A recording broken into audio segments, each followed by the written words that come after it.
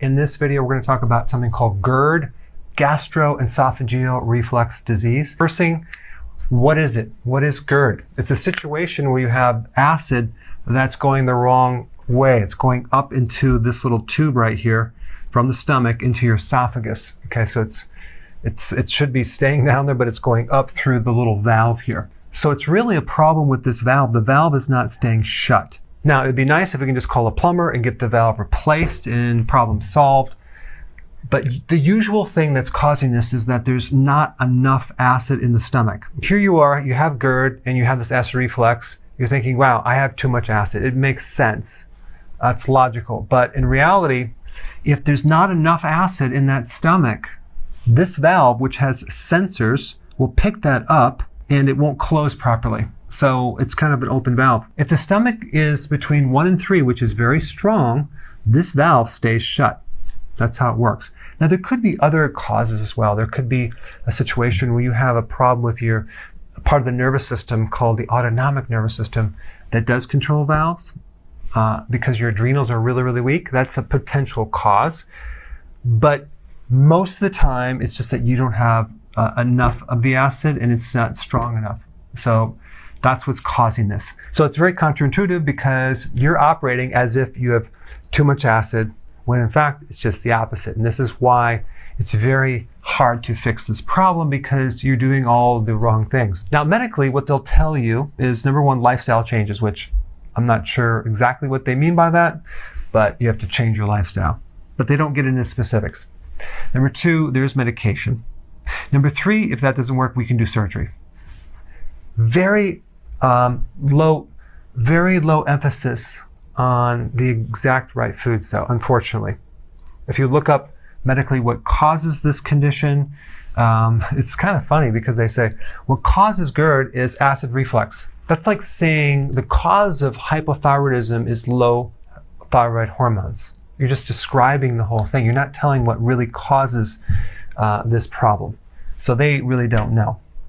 Okay, risk factors, they always say that's obesity and pregnancy. Okay, doesn't really give us any good data. But if you just go about this as if you have not enough acid and you add more acid, you're going to be shocked to find out that's actually going to improve the situation greatly and maybe even resolve it. Okay? Now, I just want to touch on antacids for a second.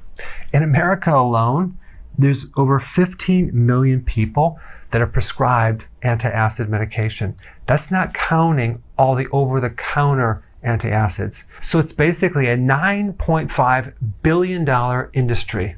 Okay, so what the problem is, when you take these antacids, you never cure the problem. You have to keep taking them and keep taking them and keep taking them. And the problem is there's massive side effects. There's one here for something called PPI, that's protein pump inhibitor, which has a purpose of lowering the stomach acid. But there's some slight minor complications. Increased risk of death by 25%, increased risk of dementia by 44%, increased risk of heart attacks by 20%, and you're also going to increase your risk of stomach cancer by 50%. Totally insane. And people are still taking this, and this is still being prescribed. All right, so now that you know what this is, what do we do? The first thing that I would recommend is to start taking apple cider vinegar in a pill or in liquid with your meals. I would also then add something called betaine hydrochloride. It's an acidifier. It's a natural acidifier, and you take it before the meal, and you can take it in pills, like 3 or 4 or 5 or even 6 before a meal. What's going to happen is going to start building up your acids. And by the way, one of the causes of low stomach acid is low salt, because sodium chloride, the chloride helps make the hydrochloric acid. So that could also be one cause. Now, if you take either one of these and you feel worse, you get like a burning sensation, that means either you have gastritis, which is inflammation of the stomach wall, or you have an ulcer. So you don't want to continue to add acids to an area that's like sensitive, or you have this hole in your stomach. So you want to back up first and start consuming something like chlorophyll. Chlorophyll, like from a concentrated leafy green, a wheatgrass juice powder, or something that can actually heal those areas for a while. And it's going to probably take a while for that to heal. could take months. Licorice root in extract form is really good for that as well. Okay, so now if you take this and you don't get this excessive burning, but you still have the problem, then you may want to start working on the lower intestinal friendly bacteria down here.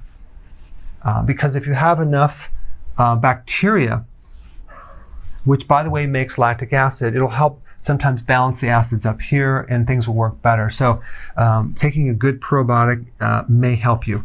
And the one that I recommend is called Effective Microbes, and I put a link down below for more information, but probiotics can actually greatly help this because it's actually improving one part of the digestive system to actually take the stress off this area right here. Now, one really good food for gastritis or acid reflux or any problem with the stomach is cabbage.